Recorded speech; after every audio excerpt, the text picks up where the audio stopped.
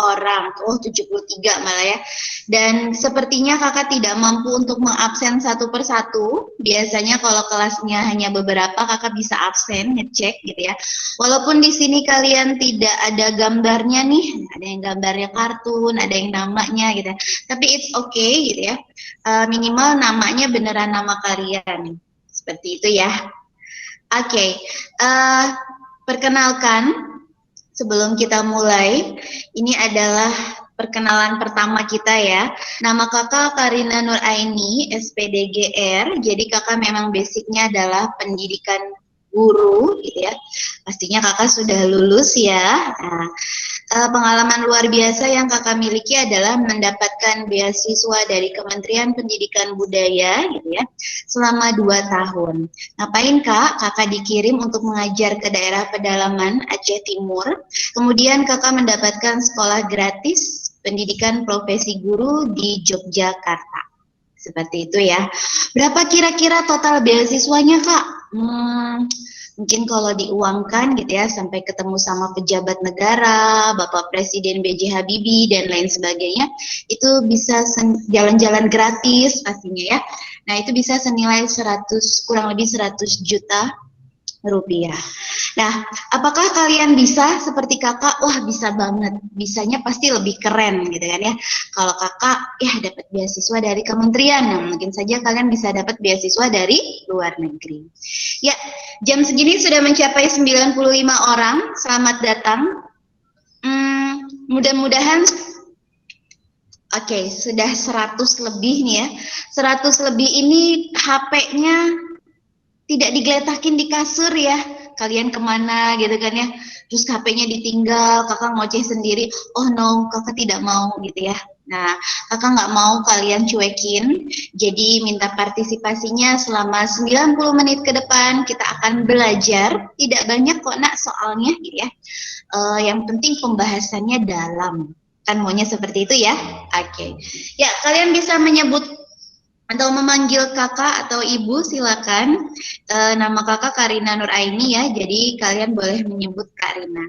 Dan selama pembelajaran akan kakak panggil mungkin ya beberapa dari 100 orang ini untuk dimintai pendapat. Tentang apa kak? Ya pastinya tentang soalnya. Oke, bisa dipahami sampai di sini? Tolong dibuka siapa saja mic-nya ya. Minta responsifnya. Oke, ini yang ngomong tadi kakak belum nemu ya orangnya saking banyaknya nih. Ini masih Gibras. Halo, masih Gibras ini? Gibran apa Gibras? Nibras ya, sorry, Nibras Ardito. Iya kak. Oh oke, Nibras sudah pernah bimbel sebelumnya? Udah kak. Oh di mana? Di GO. Oh di GO Depok 2, GO Margonda? GO Kemakmuran. Oh di Kemakmuran. Oke, selamat bergabung nih Bras. Halo rekan, ada rekan di sana? Ada. Oh oke, rekan sudah pernah bimbel sebelumnya? Bimbel di NF. Di NF Depok 2. NF Polsek. Oh NF Polsek. Wah kita sebelahan ya, berarti ya tetanggaan ya. Oke, selamat bergabung nih Bras. Kita coba di SG seperti apa belajarnya ya. Terima kasih. Nih Bras, astagfirullahaladzim malah inget yang itu. Ya, terima kasih. Siapa tadi? Rakan ya. Oke. Kemudian satu lagi ya sebelum kita mulai. Halo Jacqueline. Jacqueline. Ini nama beneran apa pakai nama kartun nih? Oke, dia keluar. Mau ganti nama mungkin ya. Oke, kakak tanya dulu. Halo Feiza Hilyata. Halo kak. Halo Feiza, sudah pernah bimbel? Udah. Oke, sekarang masih bimbel di mana? Masih kak, di apa tuh? Intan. Wow, intens ya. Intens yang mana? Intan yang Depok. Dan yang Depok. Berarti Feiza bisa jawab pertanyaan kakak nih ya. Kita mulai ya. Enggak. nanti. Oke, terima kasih teman-teman. Kakak perwakilan 3 orang saja ya, yang lainnya nanti pasti akan dapat gilirannya. Ya, kita mulai saja. Di hadapan kalian sudah ada soal. Mudah-mudahan terlihat dengan jelas. Kalau tidak jelas, boleh langsung dibuka mic-nya. Kak, saya nggak kelihatan gitu ya. Nah, oke, bisa kalian bilang. Oke, kita baca sama-sama ya, dalam hati kalau kalian ya. Ini soal SK 2019, di sini dibilang, suatu populasi ikan cere hidup di beberapa danau terpisah yang sebelumnya pernah menyatu. Danau yang dihuni oleh banyak predator memiliki populasi ikan cere yang dapat berenang cepat, sementara danau yang tidak dihuni banyak predator ini memiliki populasi ikan cere yang berenang lambat dan berputar-putar. Paham dulu poinnya sampai di sini? Ya. Oke, ketika kedua macam populasi ikan cere ini ditempatkan dalam badan perairan yang sama, ikan cere betina dari masing-masing populasi menampakkan preferensi kawin yang eksklusif. Ya, jadi menimbulkan preferensi kawin yang eksklusif. Kita tambahkan lagi, dari keterangan tersebut, manakah pernyataan yang tepat? Oke, bisa kita jawab di sini, atau ada yang sudah bisa, boleh banget salah nggak apa-apa nak, kita belajar di sini. Malah harus salah ya, kalau benar kakak ini nih. Oke, bisa? Ada yang mau coba jawab dulu?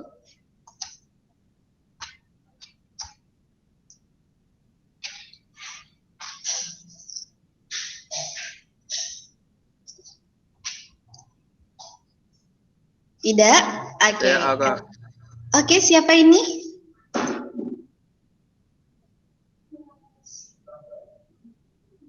Oke, katanya jawabannya A. Siapa namanya, Nak?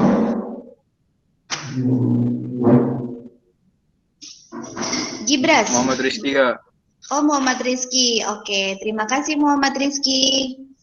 Kak, boleh ke sana, Mbak? Maaf ya. Lagi ini yang seminar. Oke.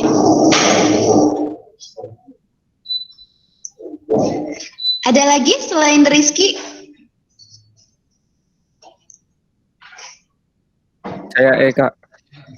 Oke, kakak tandain ya. Kak. Juga, oke. Siapa nih namanya? Kakak puyeng nyari satu-satu, ada 100 orang ya. Yuk bantu kakak.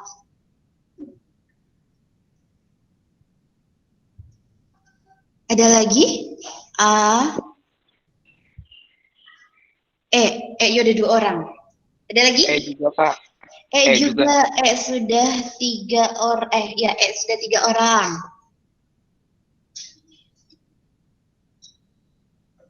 Ada lagi?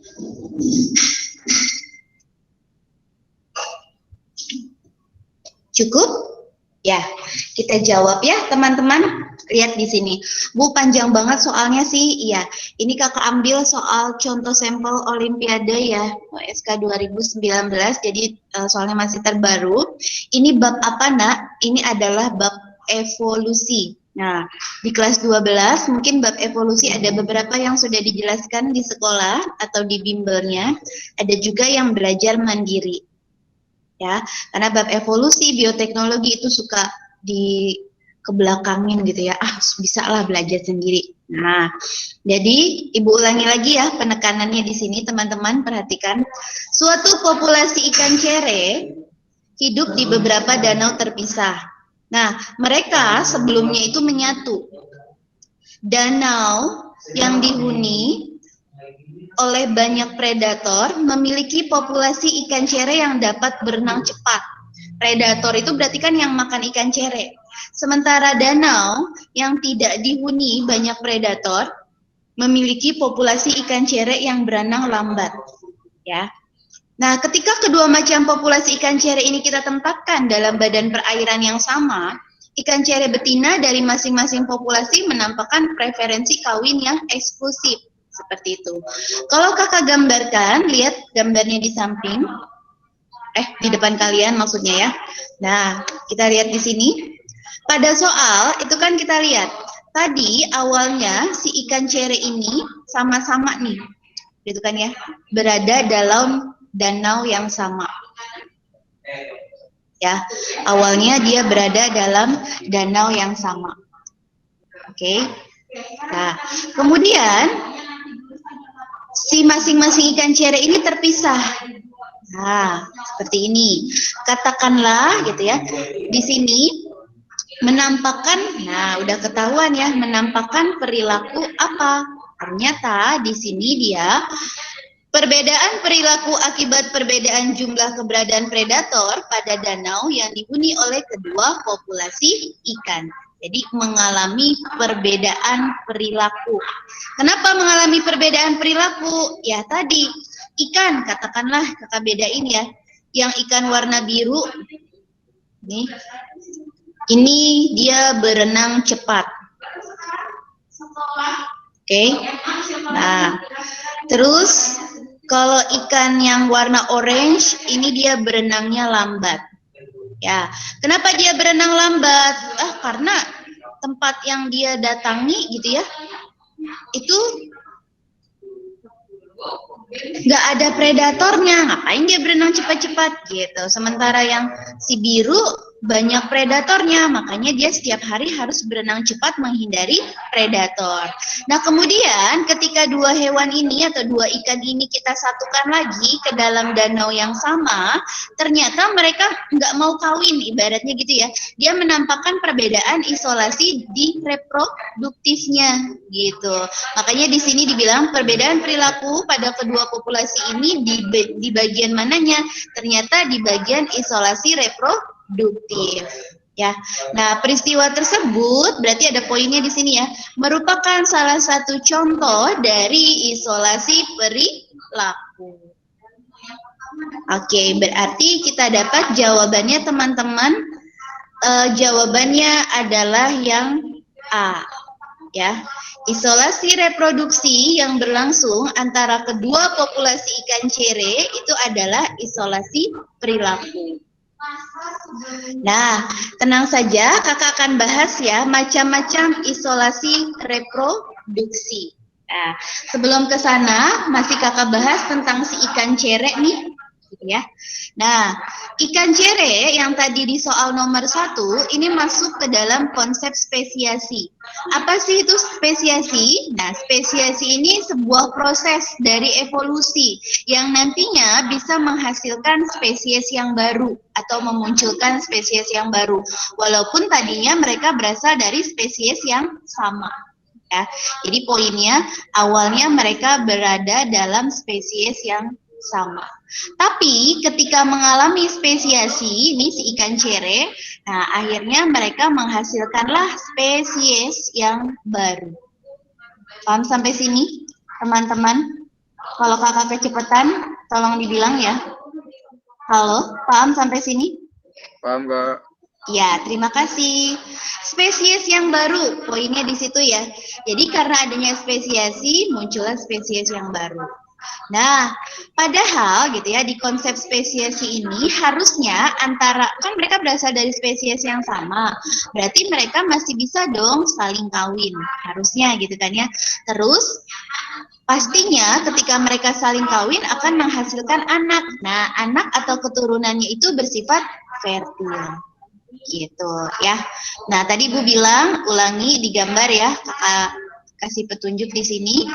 Oke, ini tadi si ikan cere berasal dari spesies yang sama, kemudian terpisah mereka, yang satu di danau yang banyak predatornya, makanya ikan cere berenang cepat. Yang kedua, dia predatornya sedikit, makanya si ikan orange berenangnya lambat, gitu ya. Nah, kemudian dia dimasukkan ke dalam perairan yang sama lagi nih, disatuin. Apa yang terjadi? Ternyata ikan cere betina dari masing-masing populasi menampakkan preferensi kawin yang berbeda. Ini kita bilang isolasi reproduksi tingkah laku. Ya, oke, kita ke sini ya teman-teman, belajar evolusi, terutama di bab spesiasi isolasi reproduksi. Oke, selamat bergabung untuk Nigel, Najwa, Naisha, Nadine, Mutia, Muhammad Ryan, Muhammad Rizky, Irfan, dan lain sebagainya. Kakak tidak sebut satu-satu dulu ya. Masih banyak, ada Firdaus, ada Fatur, ada Fatia, Elsa, dan lain sebagainya. Ya, kita lanjutkan teman-teman. Yuk, isolasi reproduksi. Nah, isolasi reproduksi di sini ada 3. Pertama, di sini dia bilang membahas tentang mekanisme yang mencegah atau menghalangi terjadinya perkawinan. Nah, ada isolasi ekogeografi, habitat, iklim, perilaku, dan mekanik. Ya, jadi mencegah perkawinan gimana? Ya bisa saja harusnya mereka satu spesies, tapi karena berbeda tempat, berbeda wilayah, jadi nggak bisa deh kawin. Kan bisa ya sampelnya seperti itu. Yang kedua, mekanisme yang mencegah terbentuknya hibrid. Hybrid itu spesies baru. Nah, di sini dicegah. Gimana caranya? Ada isolasi gamet. Oh, kenapa sih Bu, kucing sama anjing itu nggak bisa kawin? Pernah nggak kepikiran kayak gitu? Nah, ternyata Tuhan itu adil gitu ya, nak. Gamet kucing, gitu ya, sel kelamin kucing dengan sel kelamin anjing itu berbeda. Ya. Terus yang ketiga, mekanisme yang mencegah kelangsungan hibrid. Jadi misalnya udah muncul nih spesies baru. Nah, kira-kira mekanisme yang mencegahnya kayak gimana? Pasti kemandulan. Nah, poin utamanya adalah ketika muncul spesies baru, ya, ingat ya nak, munculnya spesies baru. Nah, ini biasanya sifatnya mereka itu mandul. Artinya apa? Anak yang mereka hasilkan tidak bisa meneruskan keturunan selanjutnya. Gitu.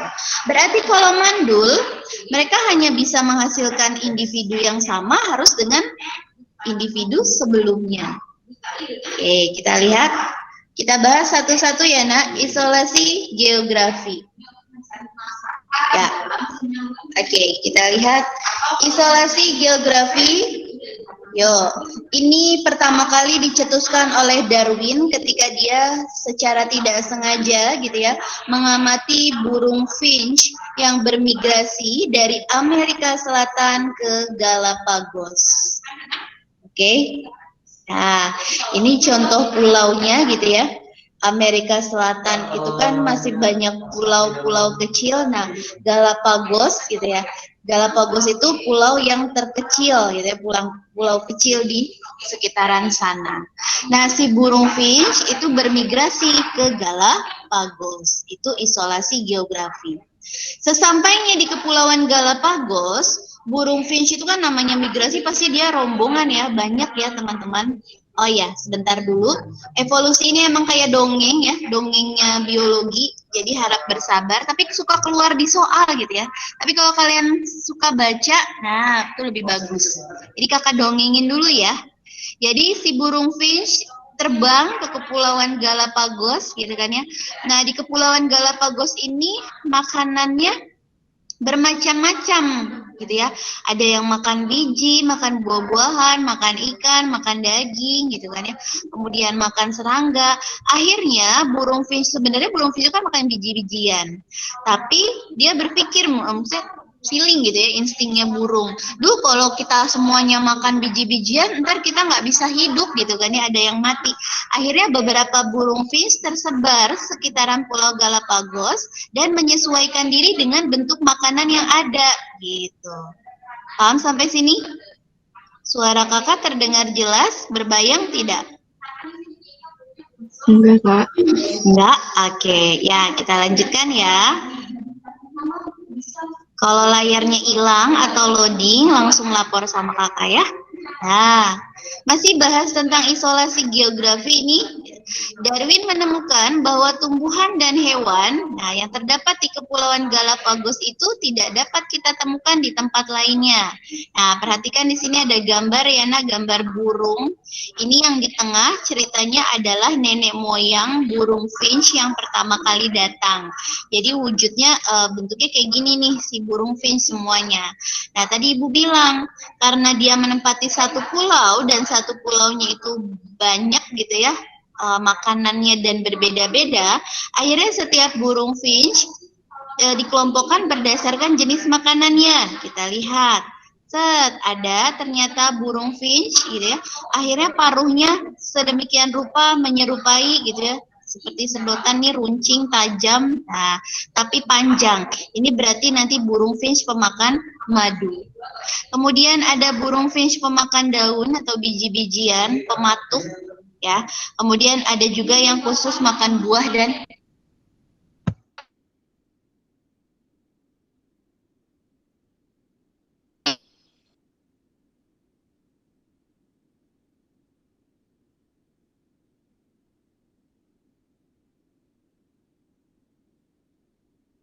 beberapa spesies yang akhirnya menghasilkan spesies yang baru. Nah, konsep isolasi, ya, ada isolasi ekogeografi. Kita lihat di sini, Nak. Ibu punya buah nih, ada di hadapan kalian ya. Mungkin kalian jarang melihatnya. Ini adalah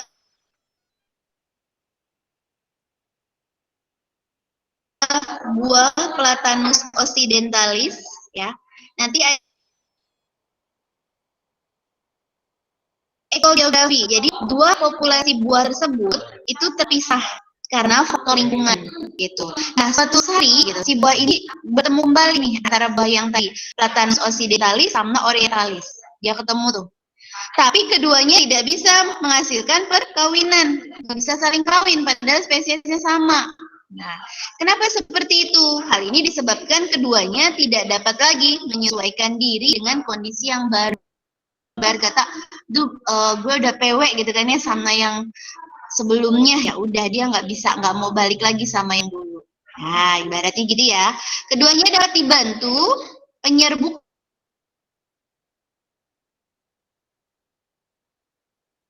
Jadi masih bisa lah melakukan perkawinan tapi dibantu penyerbukan sama siapa? Sama manusia. Isolasi habitat. Nah, lihat di gambar, Ibu punya dua macam gambar kodok ya. Yang menurut kalian mungkin ini sama aja Bu, lima kodok. Yang satu kodoknya kayak macan gitu ya, yang satu kodoknya totor-totor. Boleh kalian bilang kayak gitu, it's okay. Nah, kita lihat di sini. Apa bedanya nih? Ibu punya dua kodok, ada kodoknya ini namanya Bufo fowleri sama Bufo americanus. Gitu ya.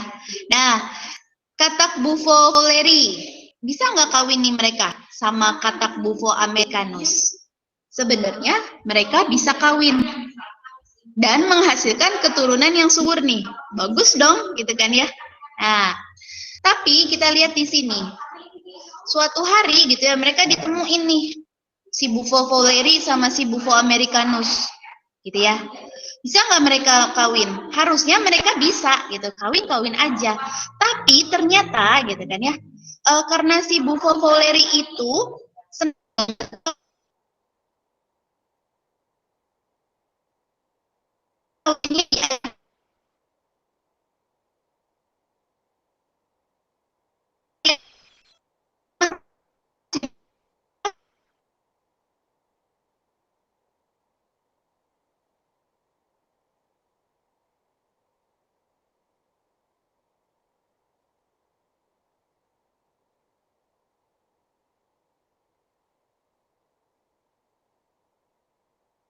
siapa maunya dibuangan gitu ya. Akhirnya ya sudah, mereka tidak jadi menikah. Nah, itu isolasi habitat. Halo teman-teman, bisa dipahami sampai sini? Kita lanjutkan. Maaf Pak. Lanjutkan ya. Yang kata tadi Kak, putus suaranya Kakak. Oh, putus suaranya. Oke, Kakak ulangi ya. Kataknya Kakak kecilin di gambarnya. Yang gambar katak ya, yang ini. Oke, Kakak ulangi. Jadi di si katak itu sebentar. kakak diserang sama katak? Oh enggak ya. Nah, jadi gini, ada dua gambar katak di hadapan kalian, ada katak bufo fowleri sama bufo americanus. Mereka masuk isolasi habitat teman-teman, gitu ya. Kenapa isolasi habitat? Karena gitu ya, si bufo americanus ini nggak mau nikah sama si bufo fowleri, begitupun sebaliknya. Karena si bufo americanus punya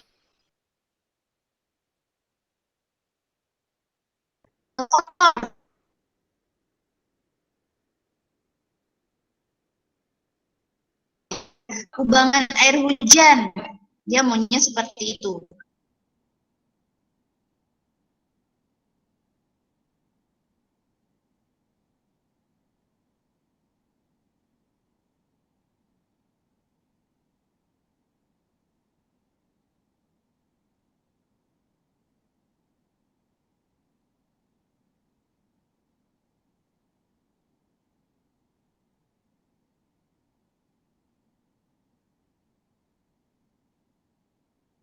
Habitat di mana mereka kawin berbeda biasaannya. Yang satu sukanya air tenang, yang satu sukanya di bangunan air fertil, subur, gitu ya. Jelas sampai di sini yang tadi terputus-putus? Jelas, Kak. Oke, kakak lanjutkan ya, boleh? Ya, sekarang oke, thank you. Sekarang kita ke isolasi iklim. Nah, siapa yang tahu pinus? Ini kakak ambil gambarnya, backgroundnya ya, background gambarnya itu pinus yang ada di luar negeri, padahal di kita juga ada ya. Oke, isolasi iklim. Nah, ini dialami oleh Pinus radiata dan Pinus muricata. Oke, di sini dibilangnya isolasi iklim. Kedua jenis pinus tersebut dapat disilangkan, tetapi mereka nggak bisa kawin. Kenapa? Karena, gitu ya.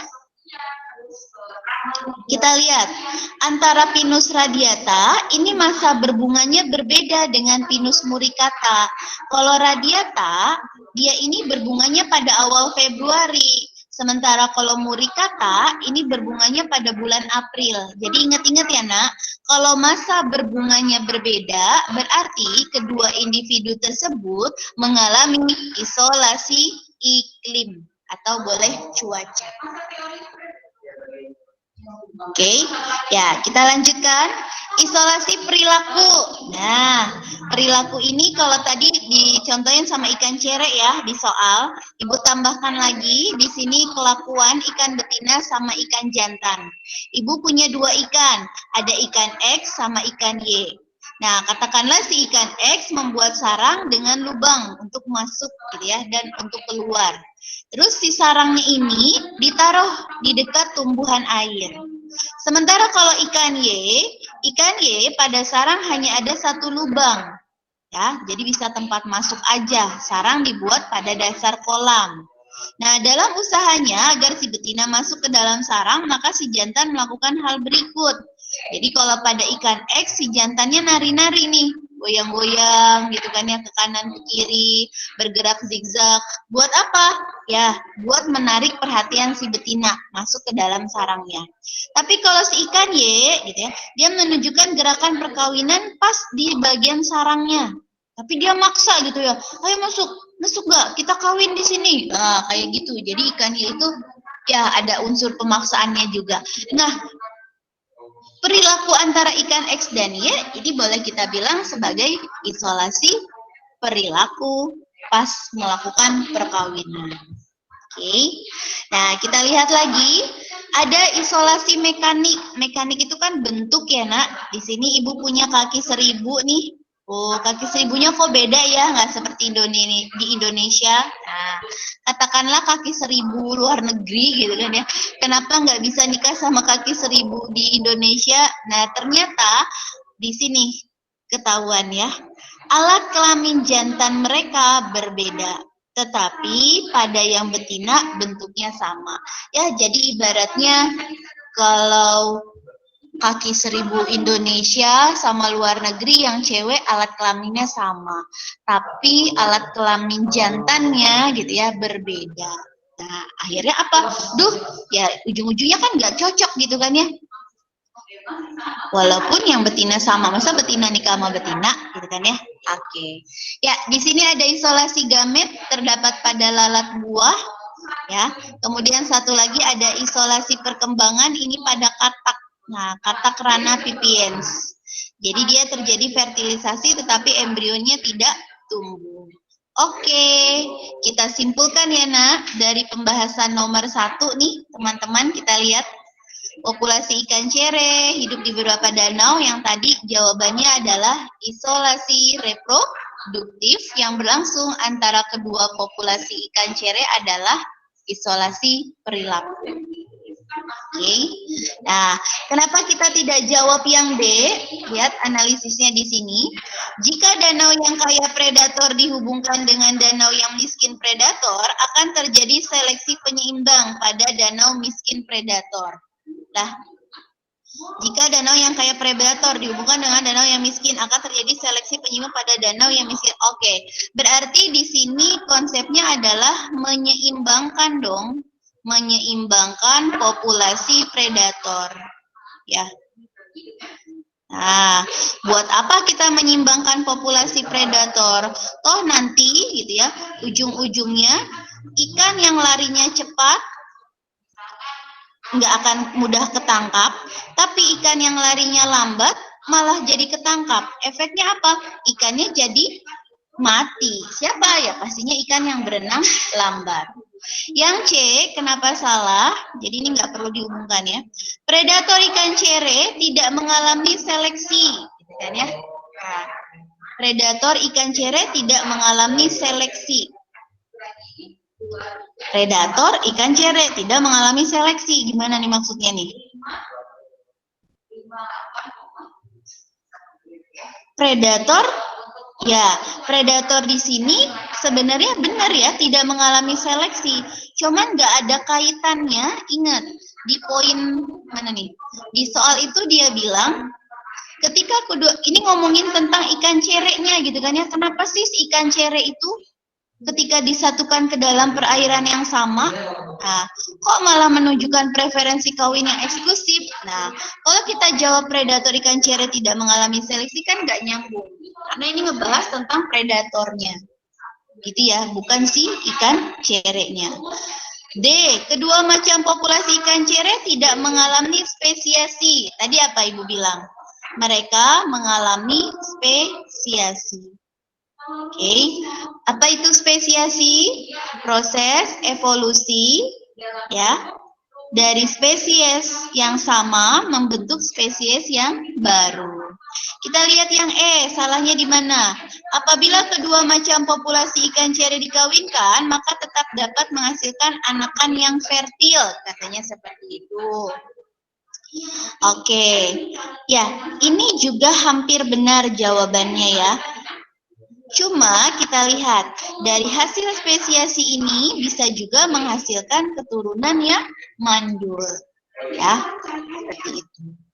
Oke, ini analisis untuk nomor 1 selesai. Sampai di sini ada pertanyaan, boleh beda yang mau ditanyakannya? Oh oke, Dimas bagaimana?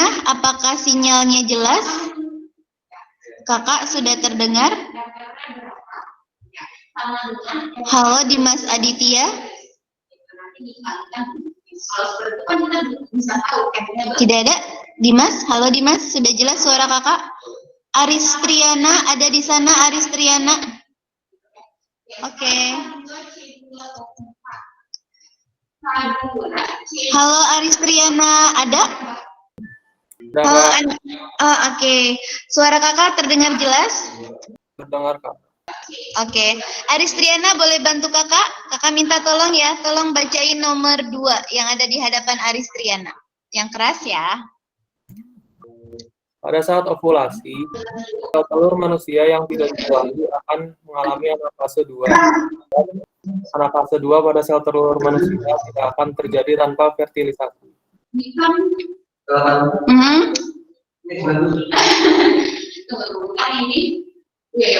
Menurut Aris, kira-kira pendapatnya yang mana nih? Soal ini sudah bisa dijawab belum? Cara menjawab soalnya Aris sudah tahu sama teman-teman? Kalau yang belum tahu, tolong buka mic-nya. Sudah bisa menjawab belum? Cara menjawab soal yang ini? Ini soal UM-UGM. Coba nih kita masukkan ya tadi rumusnya H2CO4 sama dengan dalam kurung HCO2 dikalikan dengan ini kalau dikalikan jadi H2. Tidak ada? Oh, Aris? Ibu tanya lagi ya. Bentar. Halo Artika. Halo, ada Artika di sana? Tidak ada. Halo Dana Amar. Ya, menurut Dana Amar kira-kira pendapatnya apa nih? Kemudian masalahnya dalam suatu senyawa itu misalkan Sudah? yang ditanya Bisa? Nggak apa-apa, nggak tahu Kak, pas aja boleh ya. Jangan pada left ya. Jangan takut ya. Oke. Halo Fatin, Fatin Igna. Fatin Igna. Ada? Boleh Kakak tanya pendapatnya? Ya. Tidak ada ya. Halo Gaida Rafa. Ada Gaida Rafa? Hernawan di sana? Halo Gaida. masa senyawanya Tidak ada Gaida? ini masa senyawa untuk rumuskan diri saya. Ya. Tidak ada? Oke. Ya. Wah, pada takut ya ditanya-tanya. Enggak ya. Oke, kita bahas saja ya teman-teman. Jangan takut, kita diskusi di sini. Yuk, kita mulai pembahasannya. Gunakan petunjuk B ya. Di sini dia bilang petunjuk B itu kayak gimana? Nah, petunjuk B. Jadi yang sudah biasa mengerjakan pasti mengerti ya. Ini pernyataan 1 sebelah sini. Ibu tulis di sini. Ini pernyataan 1, kita bilang ya. Ini pernyataan 2. Nah, jawabannya kita jawab A jika pernyataan 1 dan pernyataan 2 ini benar. Terus menunjukkan hubungan sebab akibat. Jadi hubungannya ada, hubungan sebab akibat. Kita jawab option yang B, jika pernyataan yang 1, Kakak kasih tahu dulu ya, itu benar. Nah, pernyataan 2 juga benar. Tetapi mereka tidak ada hubungan sebab akibat. Ya, jadi mereka tidak berhubungan. Itu kita jawab option yang B. Terus kita jawab option yang C, pernyataan yang 1 ya, ini benar, pernyataan yang kedua ini salah. Kita jawab yang C. Kalau yang D, pernyataan 1 salah, pernyataan 2 benar. Ya, itu kita jawab yang D. Oke. Kemudian yang option E itu 1 sama 2 jawabannya salah. Makanya kita jawab option yang D. Paham sampai sini? Nah, itu namanya petunjuk B. Oke? Ya. Yuk teman-teman kita lihat lagi ya. Soalnya kita analisis pelan-pelan. Pada saat ovulasi, sel telur manusia yang tidak dibuahi tidak akan mengalami anafase 2, katanya seperti itu. Oke, benar atau salah, gitu ya. Nah, pada saat ovulasi, sel telur manusia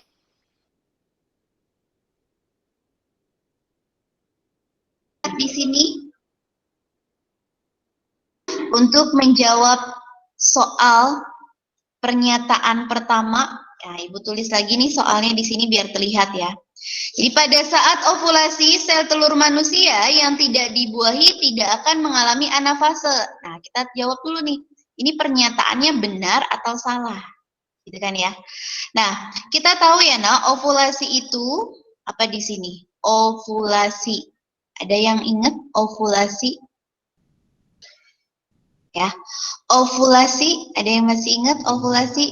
Proses lepasnya sel telur, katanya seperti itu ya, dari ovarium. Ya, jadi konsep ovulasi di sini keluarnya atau lepasnya sel telur. Nah, kakak tambahkan, kalau di buku itu sudah bilang lepasnya ovum, padahal gitu ya, yang lepas itu masih berupa oosit sekunder. Ya. Nah, jadi kita samakan nih sekarang persepsinya teman-teman. Jadi kita menyebutnya belum ovum ya. Kalau kita menyebut ovum itu kalau sudah bertemu dengan sperma. Kalau dia baru lepas dan tidak sampai ketemu sperma, berarti statusnya masih oosit sekunder. Oke, paham di sini? Nah, kita lihat. Pada saat ovulasi, sel telur manusia yang tidak dibuahi, ya, itu tidak akan mengalami anafase kedua. Anafase kedua berarti kan ini ada pada proses meiosis kedua. Lihat tulisan kakak di depan ya. Jangan dengerin suara kakak terus, ngoceh ya. Sebentar ya. Nah, perhatikan aja layarnya nih. Nah, sambil dengerin kakak ngoceh pastinya. Nah, oogenesis. Berarti kita harus tahu nih proses oogenesis karena proses meiosis 1, 2, mitosis itu ada di proses oogenesis. Oogenesis proses pembentukan sel telur di ovarium. Ya, kita lihat. Sudah, bisa kita lanjutkan? Nah, dimulai dari tahap apa nak? Kita lihat di gambar sini ya, oogonium. Ya, oogonium, kakak udah kasih warna kuning nih di hadapan kalian. Paham sampai sini teman-teman? Oogonium kromosomnya diploid. Lagi, oosit primer kemudian akan melakukan meiosis 1 gitu ya. Dan menghasilkan 2 oosit sekunder. Oke. Nah, jadi dari oogonium nanti akan menghasilkan oosit primer dulu. Nah, baru nanti menghasilkan oosit sekunder. Oke. Meiosis 2 terjadinya di mana, Bu? Kita lihat ya. Nanti kakak bold, lihat di hadapan kalian. Oosit primer berubah jadi oosit sekunder.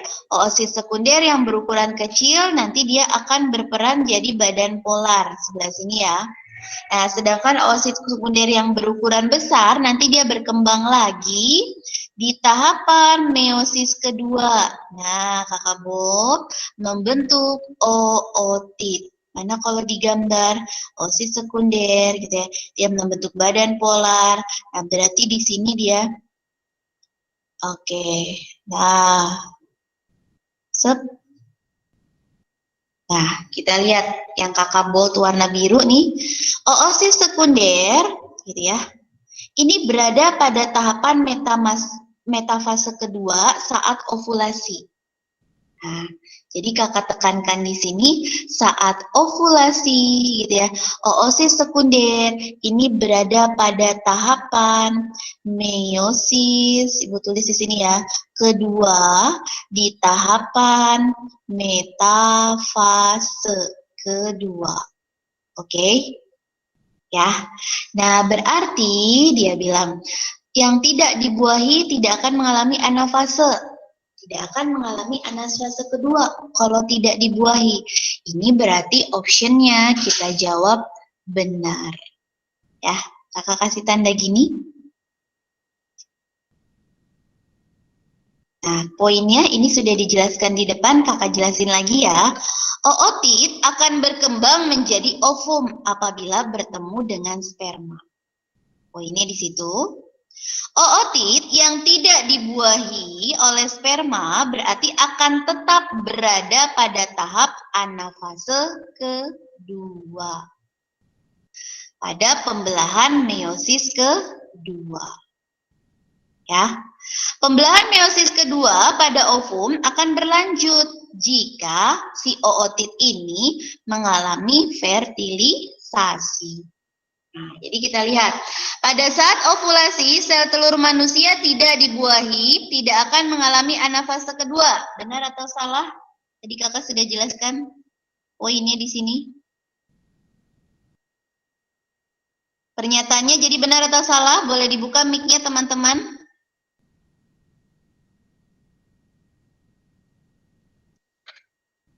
Halo? Ada? Siapa saja boleh jawab? Naila, Najla, Najwa, siapa saja boleh jawab. Nikita, Rakan mau jawab lagi? Boleh? Jadi kira-kira pernyataannya benar gak nih? Pernyataannya? Benar, Kak. Iya, benar. Udah kakak checklist ya. Kenapa benar? Ibu ulangi.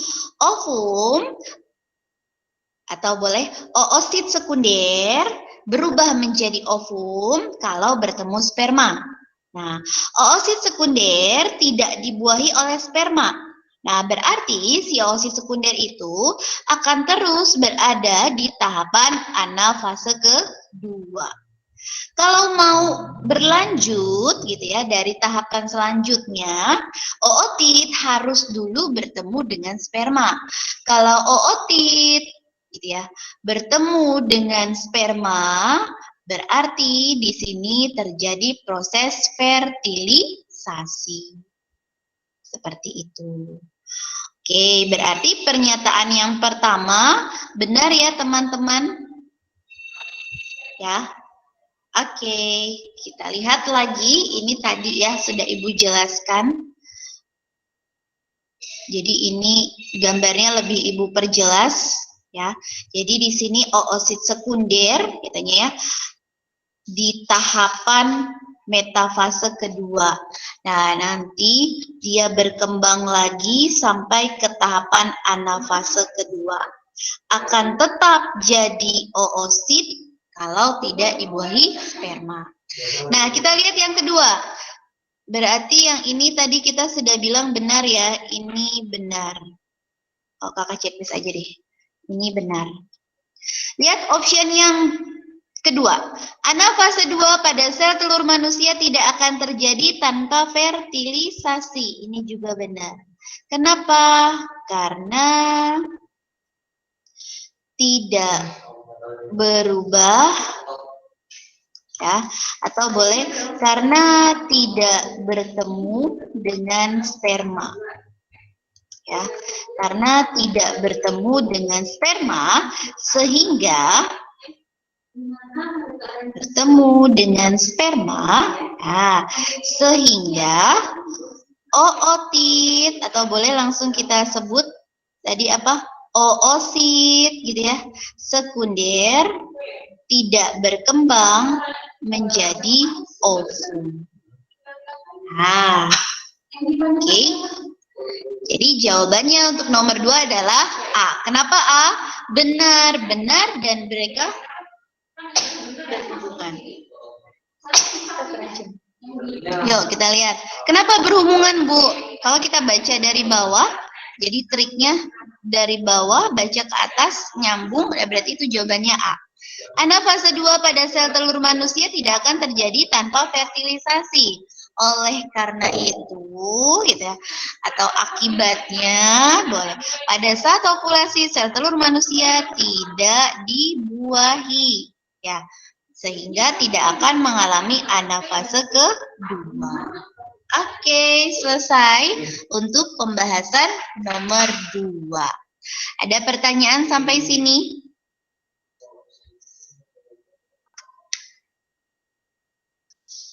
Halo, ada pertanyaan sampai di sini? Siapa saja boleh bertanya? Kak mau nanya, Kak. Oke, boleh. Iya, boleh Dia bertanya. Namanya siapa? Fatur, Kak. Fatur. Tadi yang bertemu dengan sperma oosit sekunder atau ootit, Kak? Oke, sebentar ya. Kakak simpen dulu pertanyaannya yang bertemu dengan sperma. Terima kasih. Yuk. yang bertemu. Siapa lagi yang mau bertanya? Tadi ada 2 kayaknya. Halo? Tadi ada 2 kayaknya, 2 orang nggak jadi. Yang satu tadi.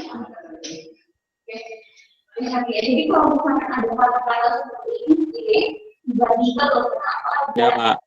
Enggak, udah cukup. Oke. Ya, tadi pertanyaannya bagus ya. Bu, sebenarnya yang tidak bertemu sama sperma itu oosit, oosit sekunder apa ootit? Nah, kita lihat di sini ya, Nak, layarnya yang kedua. Kita lihat di sini. Sebentar, Kakak bold ya biar terlihat. Nah, ini kita mulai dari sini, dari oosit sekunder kan ya. Nah, sebenarnya dari mulai oosit sekunder sampai si katakanlah oosit sekunder itu berubah jadi ootit gitu kan ya. Nah, ini dia tidak bertemu dengan sperma. Jadi kalau nanti di soal sebenarnya yang tidak bertemu dengan sperma oosit sekunder apa ootit? Ya keduanya. Gitu. Nah, ingat ya yang pembahasan gametogenesis, kita lihat di sini ya. Kakak tulis dulu sebentar. Layarnya ya. Oke, kita lihat di sini ya.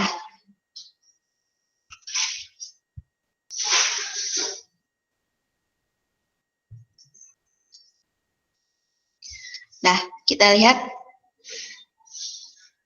oogenesis itu kan dimulai dari di situ nggak lengkap gambarnya. Oosit sekunder atau boleh kita mulai dari atas saja ya.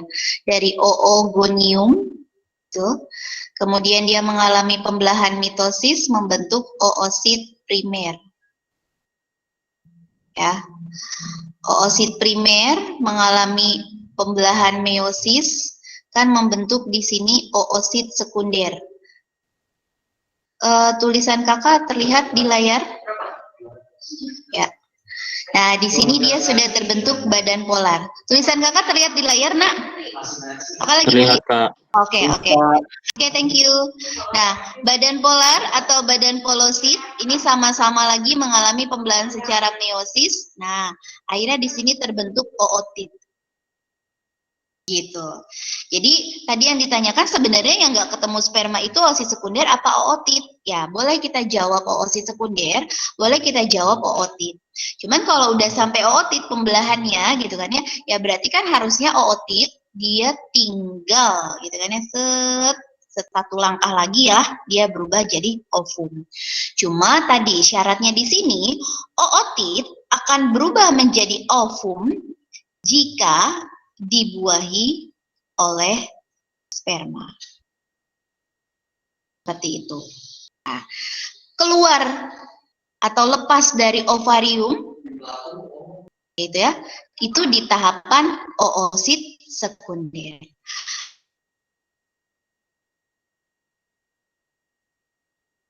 Bisa dipahami sampai sini? Tadi yang bertanya siapa? Bagus ya pertanyaannya.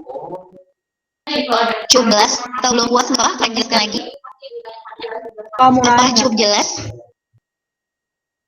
Iya boleh. Tadi yang cowok nanya udah ya? Udah jelas berarti ya? Oh, oke, thank you. Ada lagi mau tanya lagi dirimu? Cukup? Cukup yang cowok? Cukup ya? Ya, kalau cukup kakak lanjutkan. Tadi ada yang wanita nih, cewek nih tadi yang nanya. Halo, siapa namanya? Iya, Kak. Amel, Kak. Oke, Amel. Gimana Amel? Kan pas ovulasi itu dalam bentuk oosit sekunder, ya Kak, keluarnya. Terus kan dia gimana? nanti Enggak, sorry. Gimana? Putus-putus. Bentar, kakak dengar dulu. Gimana? Pelan-pelan. Pas ovulasi kan tadi dalam bentuk oosit pas sekunder. ovulasi dalam Ya, terus suatu saat dia bakal nempel gitu kan, Kak, di kayak tuba fallopinya gitu. Nungguin si sperma gitu kan? Iya, pas di situ itu bentuknya apa, Kak, pas nempel itu? Masih oosit sekunder apa ootit gitu maksudnya? Iya. Oh, oke, good. Berarti nanyanya status dia gitu ya, masih oosit sekunder, apa sudah berubah jadi ootit, begitu? Iya, pas nempelnya itu. Ya, oke, sebentar. Ini layarnya hilang ya, share screen kakak ya. Kakak munculkan kembali sebentar ya. Oke, bagus pertanyaannya. Terima kasih. Siapa nih namanya? Amel, Kak. Oh iya. Oh, kok ada dua sih? Aduh, ini layarnya ada dua. Yang kakak share yang mana ya? Bentar, tadi sudah dicoret-coret. Kakak stop dulu. Sebentar ya, Amel. Oke, bagus pertanyaan dari Amel. Kakak munculkan dulu. Oke, yang ini. Kita atau di suatu ruangan. Ini katanya persentase cewek. Ya, kita lihat di sini ya. Oosit sekunder yang berukuran kecil kan akan menjadi badan polar tadi ya, badan polar. Sedangkan oosit sekunder yang berukuran besar akan jadi ootit pada meiosis kedua. Ootit akan berkembang menjadi ovum apabila bertemu dengan sperma. Nah, jadi pertanyaannya adalah bagaimana sih posisinya gitu kan ya? Ketika di tuba falopi itu oosit sekunder atau ootit. Nah, jadi kalau di buku gitu ya, di buku gitu kan ya, dia bilangnya oosit sekunder. Tapi sebenarnya oosit sekunder selama perjalanan menuju tuba falopi itu dia berkembang gitu kan ya, membelah akhirnya terbentuklah ootit gitu. Jadi boleh kita bilang ootit. Cuman masalahnya kenapa suka sering di buku bilangnya oosit sekunder? Karena ibarat kata yang keluar duluan gitu kan ya di fase ovarium itu ya saat ovulasi oosit sekunder. Nah, makanya suka terkenalnya si oosit sekunder aja. Begitu, Amel. Padahal oosit sekunder udah berkembang jadi ootit. Oke, makasih, Kak. Iya, sama-sama. Amel mau jadi dokter ya? Amin. Mimpi beneran? Seriusan? Benar. Amin. Gimana nilainya? Biologinya 100 ya? Enggak. Berapa? Kakak juga ada anak di sini. Di SG Nusantara, biologinya. Aduh, luar biasa ya kakak aja minder. Ambil berapa, Mel? Enggak deh, Kak. Berapa? 99 ya? Enggak. Enggak, oke. Semoga kesampaian ya, Amel. Kalau Iya, nanti nggak Kak. masuk ke UI, ya nggak usah ngoyo banget. Masih banyak kedokteran yang lain, insya Allah lebih bagus. Oke? Makasih, Kak. Ya, sama-sama. Tetap semangat. Nah, sudah tidak ada yang bertanya lagi?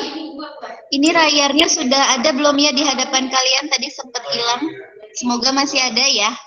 Nah, yuk kita lanjutkan kita ke Semarang nih. Kenapa ke Semarang, Kak? Ya, ini soal UM Undip ya tahun 2018. Nah, kalau menurut Kakak sih ini gampang gitu ya.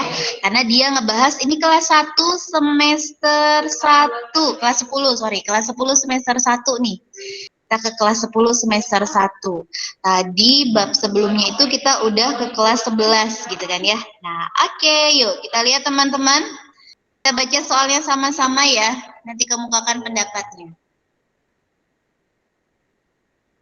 Bakteri yang mampu memecah zat organik dan menghasilkan gas metana serta dimanfaatkan dalam pembuatan biogas adalah bakteri yang dapat bla bla bla gitu ya, dapat apa?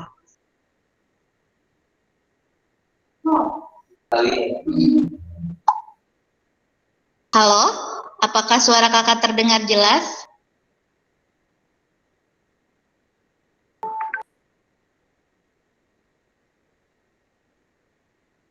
Bentar, suara kakak putus-putus.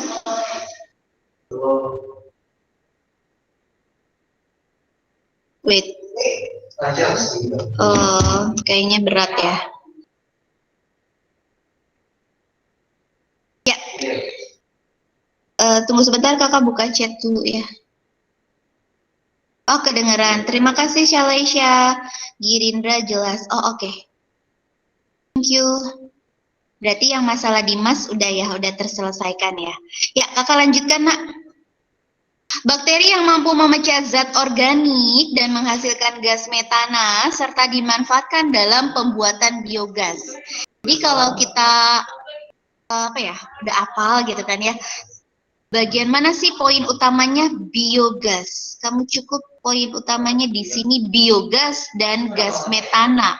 Nah, jadi dia cuman tanya bakteri yang seneng banget tinggal di gas metana dan si bakteri itu bisa kita manfaatkan dalam pembuatan biogas. Nah, itu ciri-ciri bakterinya seperti apa kira-kira? A. Apakah menambat gas nitrogen? Menambat itu mengambil ya atau menyerap gas nitrogen dari udara. B. Hidup secara parasit dan anaerob. Oke, anaerob pasti sudah pinter semua. Anaerob berarti bakterinya tinggal di mana, Nak? Tanpa oksigen atau di oksigen? Gen, Kak. Tanpa oksigen ya. Apakah itu? Kemudian yang B, apakah si bakteri metana ini hidup secara parasit dan anaerob? C, menghasilkan gas oksigen. Menghasilkan oksigen ya. Bakteri ini katakanlah dia hidupnya senang di lingkungan yang ada oksigennya, aerob. D, mengubah zat anorganik menjadi zat organik. Terus yang E, hidup secara saprofit dan anaerob. Nah, kira-kira yang mana teman-teman?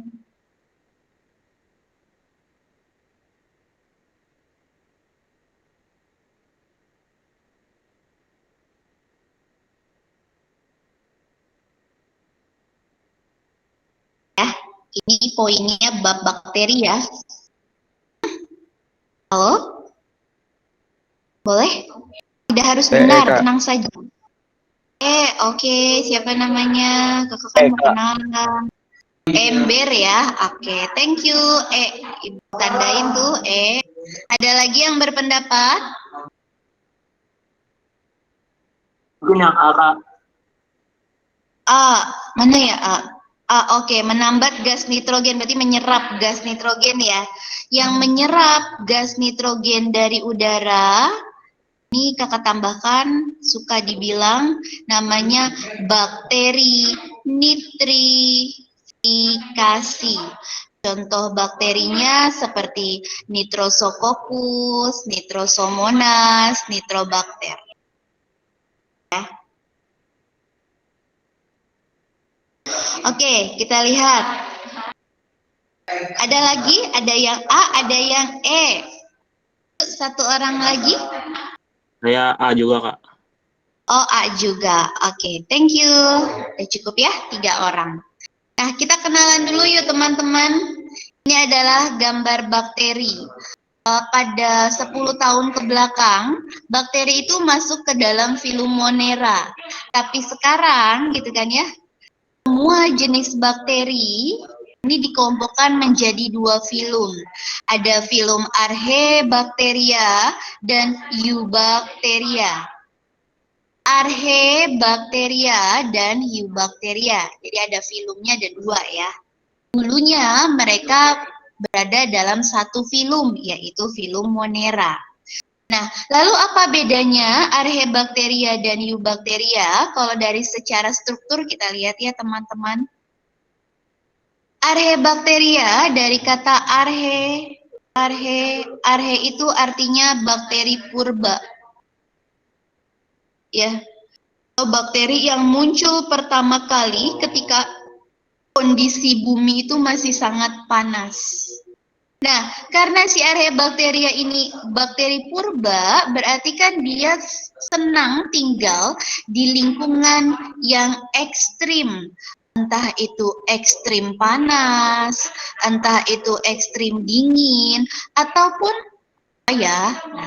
ataupun ekstrim kadar garamnya tinggi, atau boleh kita bilang di sini salinitasnya tinggi. Itu ya, itu ciri dari Archaebacteria. Nah, boleh kalian lihat di sini lagi.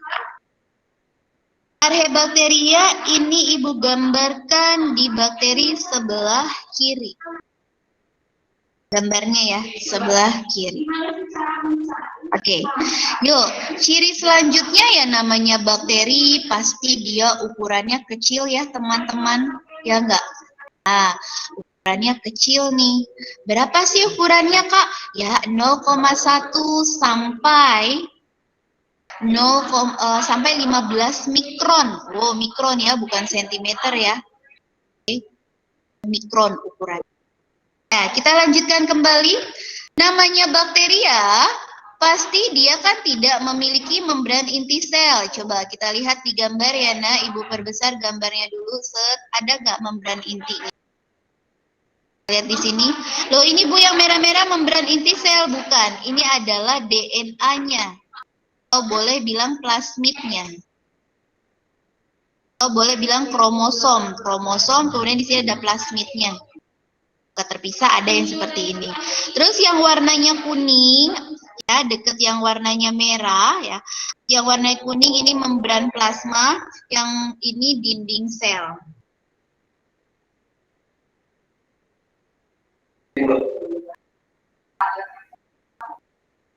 Bisa?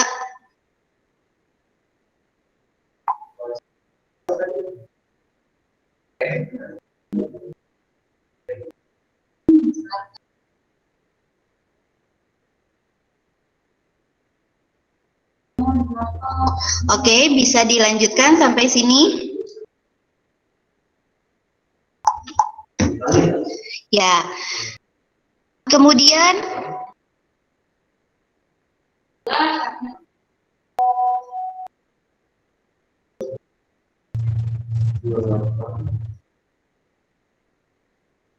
oke, kita lanjutkan. Ciri yang selanjutnya, tidak memiliki mitokondria. Boro-boro ada mitokondria ya, tidak ada RE, tidak ada badan Golgi, dan lain sebagainya. Habitat di lingkungan bersuhu tinggi dan salinitas tinggi juga ada. Jadi suhunya tinggi, salinitasnya tinggi. Nah, itu tempat yang paling bagus untuk si Archaebacteria tinggal.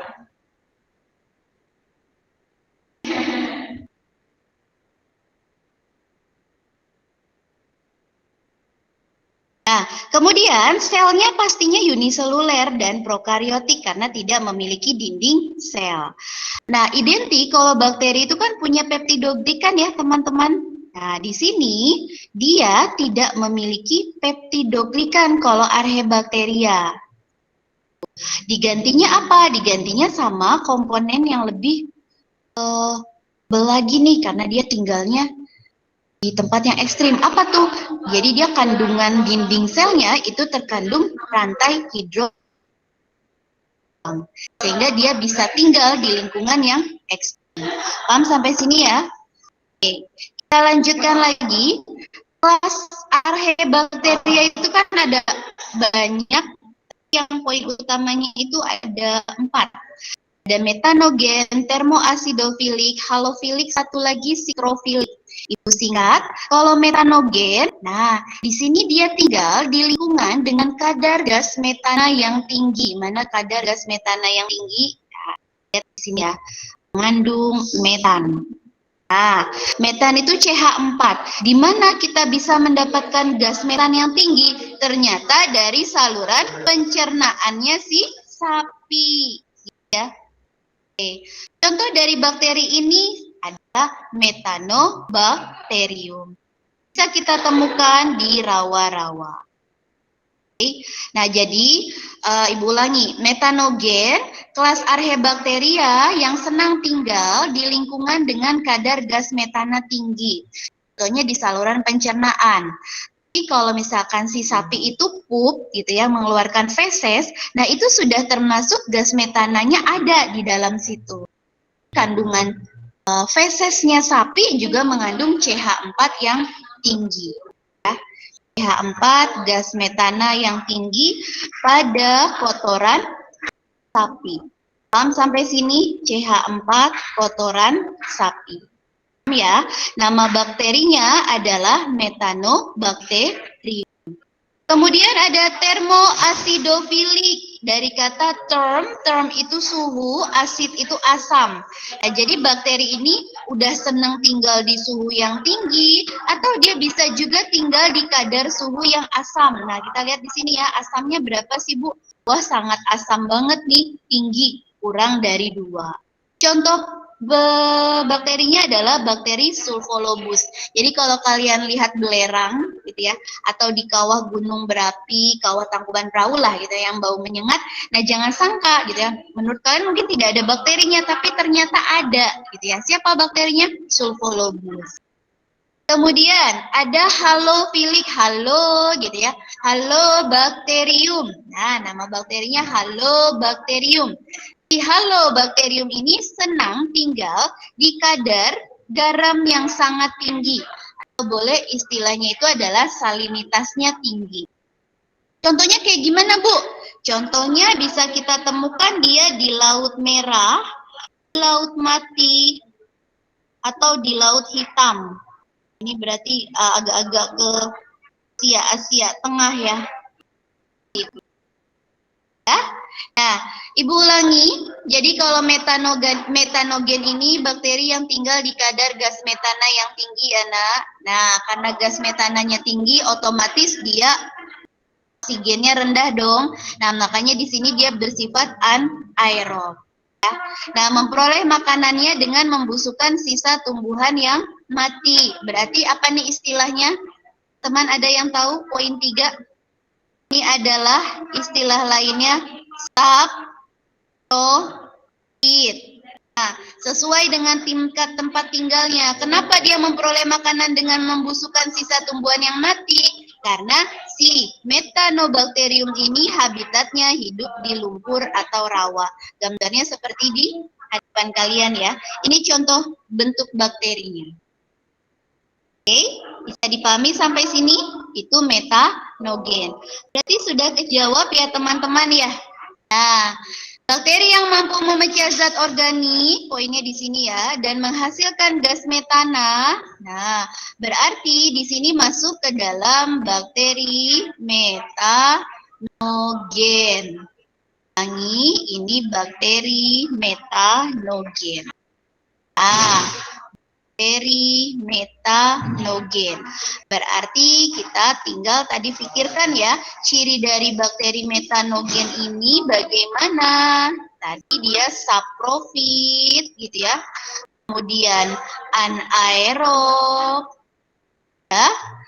Nah, kemudian udah itu jawabannya ya.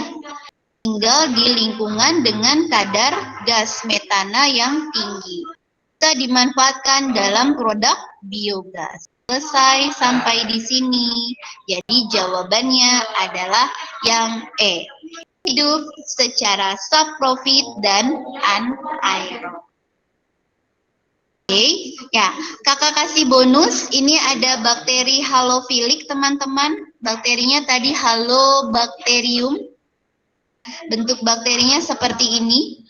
Nah, dia tinggal contohnya di Laut Mati, Laut Tengah, sama Laut Merah. Nah, ini ya. Kan nulisnya di sini Laut Mati doang. Lautnya kayak gimana, Bu? Seperti ini. Nah, kalau kita kencemplung di sini gimana, Bu? Berarti kita ntar mati, banyak bakteri. Enggak ya. Justru kalau Laut Mati, Laut Tengah seperti itu, ini bisa dijadikan sebagai pengobatan. Orang-orang suka nyemplung beberapa menit lah gitu ya di sana. Nggak sampai berjam-jam, itu untuk mengobati penyakit kulit. Penyakit kulitnya yang susah lah ibaratnya disembuhin gitu ya. Kenapa? Karena mereka tadi manusia yang punya penyakit kulit gitu ya, nyemplung ke laut ini gitu ya. Tapi jangan nyemplung ke laut ya, ke pesisirnya lah gitu. Dengan harapan bakteri halofilik ini bisa mengobati gitu ya bakteri yang ada di dalam tubuh orang yang menderita penyakit kulit. Kemudian keistimewaan lainnya dari halobacterium adalah halobacterium ini memiliki klorofil. Wow, bakteri punya klorofil, keren banget gitu ya. Berarti kalau si bakteri ini punya klorofil, si bakteri bisa melakukan proses fotosintesis. Sampai sini. Nah, klorofilnya ada khusus namanya ya. Jadi namanya adalah bakteriorodopsin. bakteriorodopsin ya. Jadi si bakteri tersebut punya klorofil. Sifatnya heterotrof, tidak bisa membuat makanannya sendiri malah ya. Tapi khusus yang bakteriorodopsin itu dia bisa melakukan fotosintesis. Nah, jadi bisa autotrof. Oke. Terakhir yang termoasidofili. Nah, contohnya di sini Ibu punya ini Taman Nasional katakanlah ya Yellowstone National Park nih. Nah, di mana coba? Nah, jadi kalau kita lihat nih ada warnanya hijau, ada warnanya orange. Yang warna hijau kehijauan ini contohnya adalah bakteri Sulfolobus. Oke. Nah, hidup dengan mengoksidasi sulfur. Kita lihat di sini ya, sulfur. Nah, jadi dia senang tinggal di kadar belerang yang tinggi. Karena kalau belerang itu udah pasti panas, gitu kan ya, dan juga asamnya tinggi. Ingat pH asamnya kurang dari 2, jadi sangat asam. Selesai sampai di sini. Untuk nomor 3. Ada pertanyaan teman-teman? Wow, luar biasa ya. Masih pesertanya masih banyak nih. Halo Satrio. Halo Shalaisha, halo Zafran, halo Brian, ada Brian Delton. Wah, namanya bagus-bagus semua ya. Ada pertanyaan dari 99 orang? Diva, ada pertanyaan?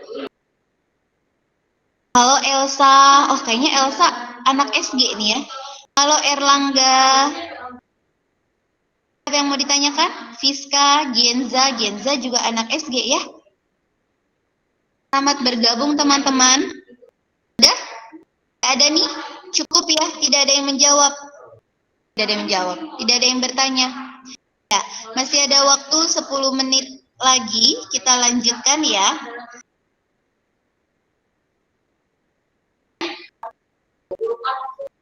Kalau bukan reaksi, yang pasti dia menyebutkan Ya, kakak benarkan dulu sebentar. Kita ke sini ya. Ini soal SIMAK UI 2019. Masih anget ngomongin tentang materi genetik. Mungkin kalau anak SG gitu ya, apalagi yang kemarin baru ketemu sama kakak nih, sudah kakak kasih kata kuncinya menjawab ini. Atau selain anak SG boleh menjawab. Bisa juga nih, pada pinter ya. Oke, nomor 6 kita lihat. Jika terdapat 20 kromatid, SIMAK UI 2019 ya. Jika terdapat 20 kromatid pada satu sel, maka banyaknya sentromer dalam sel adalah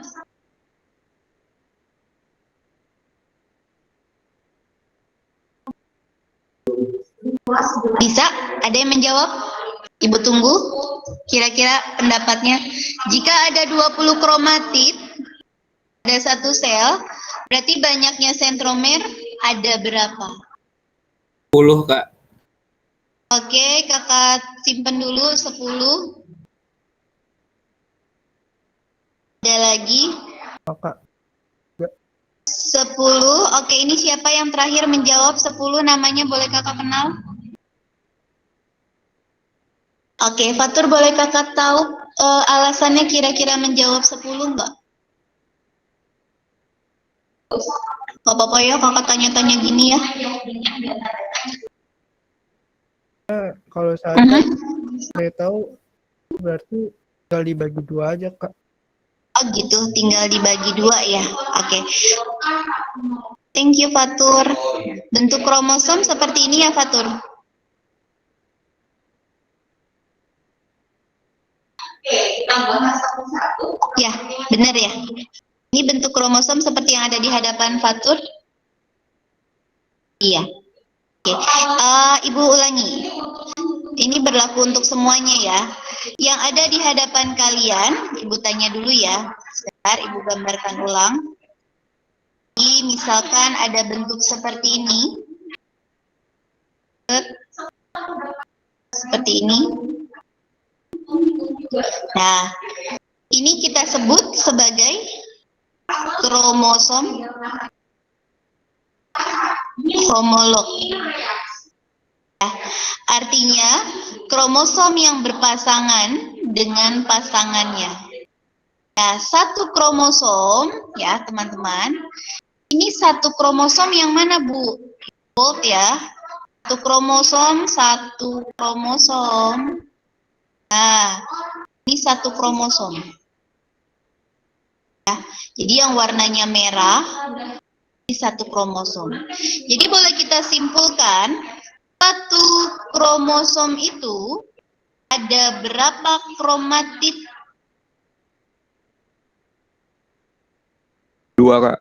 Oke, pintar. Ada 2 kromatid. Kromatid itu yang mana, Bu? Oke. Kromatid. Nah, Ibu bold lagi ya. Ini kromatid yang warnanya kuning ya. Ini kromatid. Atau nama lainnya adalah lengan kromosom.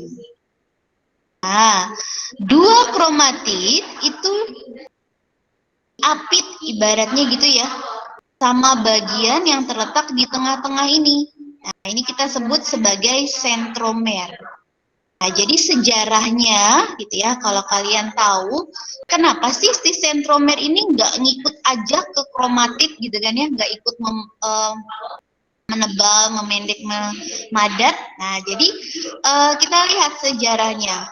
Belum jadi kromosom, ini kan terlebih dahulu bentuk benang-benang kromatin ya. Nah, Ibu lagi gambar benang-benang kromatin nih, Nak. Benang-benang kromatin memendek, menebal, nah memadat, terus seperti itu ya. Nah, ini nanti lama-kelamaan membentuklah si kromatid. Nah, pada sentromer, dia tadinya juga dari benang kromatin, tapi benang kromatin yang tidak memendek, menebal, sama memadat. Jadi dia membentuk lingkaran seperti seolah-olah di tengah si kromatid. Oke, Ibu ulangi. Di kromatin memendek, menebal, memadat, membentuk kromatid. Di kromatid yang saling berpasangan membentuk kromosom. Jadi kalau kita urai dari yang paling sederhana, kromatin pendek, menebal, memadat jadi kromatid. Kromatid yang berpasangan akan membentuk kromosom. Kromosom yang berpasangan akan membentuk kromosom homolog. Paham sampai sini? Oke, ya itu dasarnya dulu ya. Nah, ini juga sama tadi sudah kakak jelaskan di awal ya. Nah, yang perlu kalian ingat adalah beda kromatid, katakannya ya, itu beda kromosom. Jadi kamu harus membedakan, maksudnya mana yang kromatid, mana yang kromosom. Kemudian kromosom itu tadi ya, itu hasil penebalan dari benang-benang kromatin. Kita sudah sepakati. Sementara kromatid, nama lainnya kan lengan kromosom yang berisi materi genetik. Materi genetik di sini berarti di dalamnya berisi mana? Gen gitu kan ya, DNA dan lain sebagainya. Di sini ada DNA. Oke, kita lihat. Jadi, nah sentromer. Nah, jadi ada berapa? Benar ya. 2 kromatid itu terdiri dari 1 sentromer. Karena sebelum replikasi memang adanya 2 kromatid gitu kan ya. Nah, 2 kromatid itu memiliki 1 sentromer. Nah, ini beda halnya ya, lain cerita nih ceritanya gitu ya. Jika sel sedang mempersiapkan pembelahan, nah itu lain cerita. Kita lihatnya seolah-olah ada 4 kromatid nih anak. Tuh, ada 4 kromatid. Terlihatnya ada 4 kromatid, 1 sentromer. Padahal sebenarnya hanya bergabung sementara. Jadi kita jangan dibagi 4, tapi dibagi 2. Oke, benar ya kata temannya tadi.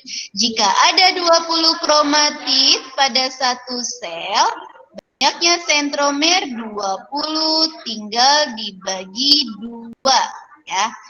Jangan kamu bilang dibagi 4. Nah, ya, jadi jawabannya adalah Oke, selesai sampai di sini. Ini bonus kakak kasih ya. Kita lihat dulu. Masih ada waktu 5 menit. Soal nomor 5 ya. Pertanyaan dulu. Untuk yang tadi kromosom.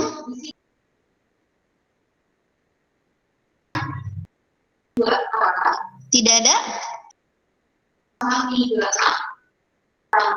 Tidak ada ya? Oke. Kalau tidak ada pertanyaan, tidak ada, diam saja ya.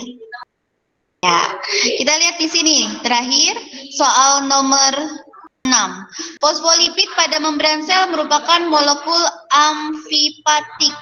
Fosfolipid itu, gitu ya, itu kan penyusun dari membran sel, ya teman-teman. Itu fosfolipid bilayer. Nah, katanya si fosfolipid ini merupakan molekul amfipatik. Apaan tuh molekul amfipatik? Kita lihat di sini ya.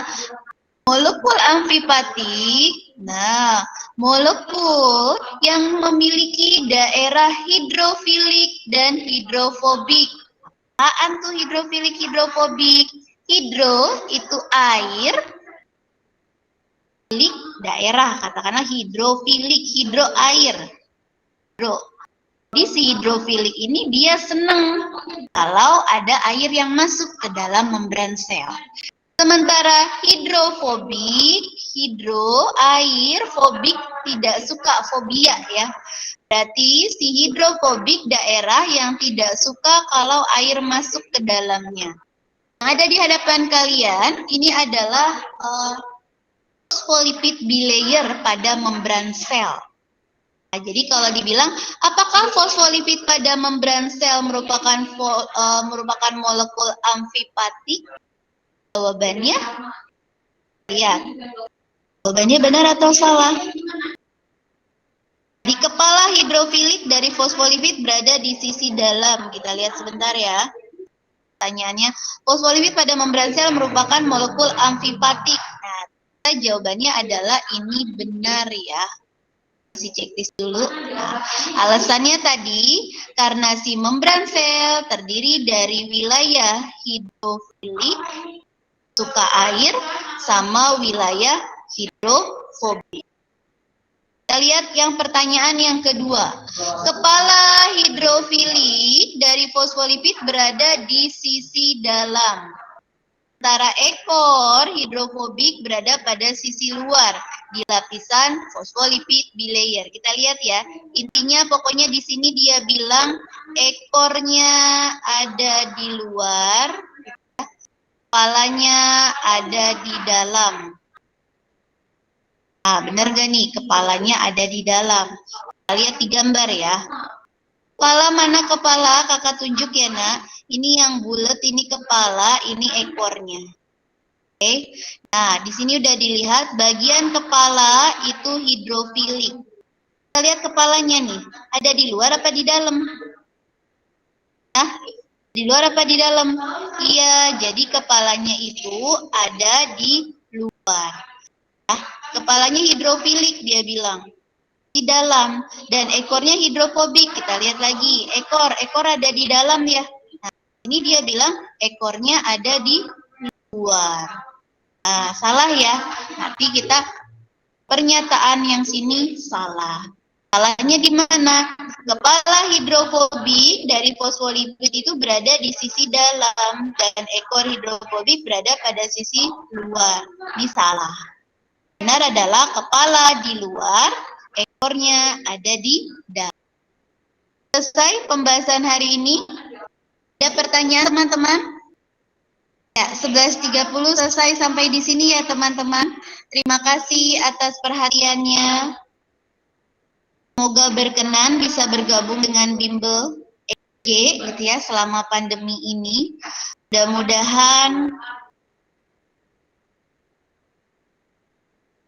ilmu yang kita pelajari hari ini bermanfaat. Ya.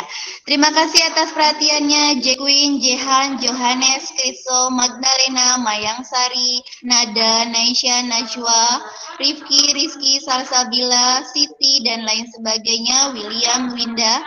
Ya. Terima kasih atas perhatiannya. Sampai bertemu kembali di kesempatan berikutnya. Assalamualaikum warahmatullahi wabarakatuh. Filenya nanti dikirim ya. Dan Waalaikumsalam sama-sama. warahmatullahi wabarakatuh. Waalaikumsalam warahmatullahi wabarakatuh. Makasih Kak, makasih Kak, makasih Kak.